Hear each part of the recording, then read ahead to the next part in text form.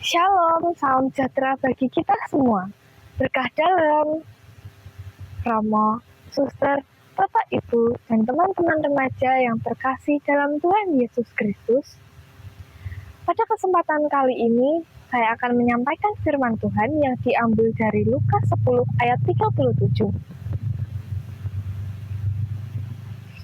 Yang berbunyi, jawab orang itu, orang yang telah menunjukkan belas kasihan kepadanya. Kata Yesus kepadanya, pergilah dan perbuatlah demikian. Ayat ini merupakan penutup dari perumpamaan orang Samaria yang baik hati. Ceritanya, ada seorang pria Yahudi yang menempuh perjalanan dari Yerusalem ke Yeriko. Di tengah jalannya, dia dirampok dan ditinggalkan setengah mati, luka-luka di pinggir jalan. Ada dua orang yang lewat di jalan itu juga. Yang pertama yaitu seorang imam. Seorang imam itu hanyalah melihat saja dan memilih untuk tidak mau menolong pria itu. Yang kedua, ada orang Lewi. Orang Lewi itu juga sama saja seperti seorang imam itu. Dia tidak mau menolong dan meninggalkan pria itu.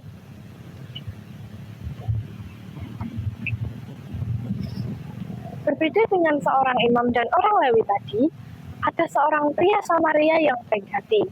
Ia mau menolong pria itu, membalut luka-lukanya dengan anggur dan minyak, dan membawanya ke penginapan untuk diobati.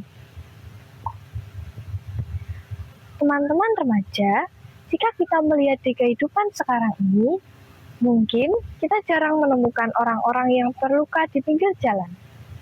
Namun, ada banyak orang yang terluka dalam bentuk yang lain. Contohnya,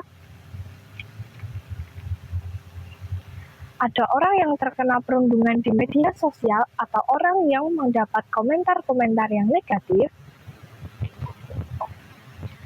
Lalu, ada juga orang yang dibully di sekolahnya atau diejek oleh teman-temannya. Lalu, ada juga orang yang kehilangan semangat hidupnya karena gagal memenuhi keinginan orang tuanya. Namun, sayangnya, seperti seorang imam dan orang Lewi tadi, kita memilih untuk acuh tak acuh. Kita melihat teman kita yang sedang sedih, namun kita berkata dalam hati bahwa itu bukan urusanku. Namun, firman Tuhan pada hari ini mengajarkan kita untuk menjadi penolong dan bukan hanya menjadi penonton. Kita juga dapat menjadi orang Samaria di tengah-tengah dunia. Dimulai dari hal-hal yang sederhana. Yang pertama, kita bisa menolong teman kita yang kesulitan untuk mengerjakan tugasnya. Yang kedua, kita bisa menggunakan media sosial untuk menyebarkan kata-kata yang memotivasi dan bukan kata-kata yang menebarkan kebencian. Yang ketiga, kita bisa mendengarkan curhatan teman kita tanpa menghakimi.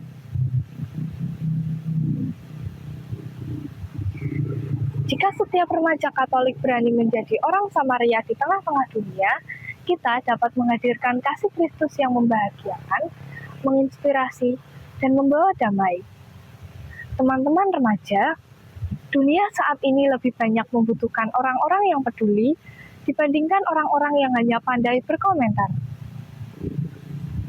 Tuhan Yesus tidak menanyakan seberapa tinggi nilai rapot kita, atau seberapa banyak followers kita di media sosial, ataupun seberapa elok dan rupawan wajah kita. Namun, Tuhan menanyakan apakah hati kita memiliki kepedulian terhadap sesama. Kalau begitu, mari kita mengingat pesan Yesus pada ayat 30 tadi, yang berbunyi, pergilah dan perbuatlah demikian. Yang artinya, kita jangan hanya mendengarkan firman Tuhan, tetapi kita juga harus melakukannya dalam kehidupan kita sehari-hari. Dengan cara-cara yang sederhana, kita mengasihi sesama kita tanpa pilih kasih, menolong sesama kita tanpa melihat ras, suku, ataupun agama. Demikian firman Tuhan yang saya sampaikan pada kesempatan kali ini.